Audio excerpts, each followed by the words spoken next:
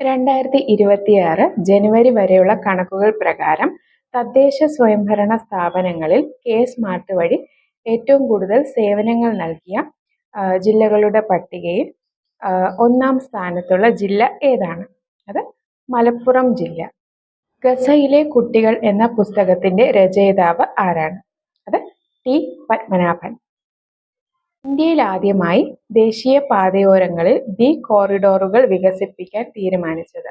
അത് national highway authority. സംസ്ഥാനത്തെ ആദ്യ ട്രൈബൽ മൾട്ടിപർപ്പസ് സെന്റർ സ്ഥാപിതമായത്? അത് വാളംതോട്, മലപ്പുറം ജില്ല. അടുത്തിടെ അമേരിക്കൻ നിർമ്മിത ബുദ്ധി കമ്പനിയായ ആന്ത്രോപിക് ഇന്ത്യയിൽ പുതിയ ഓഫീസ് ആരംഭിച്ചത് എവിടെയാണ്? അത് ബാംഗ്ലൂരിലാണ്.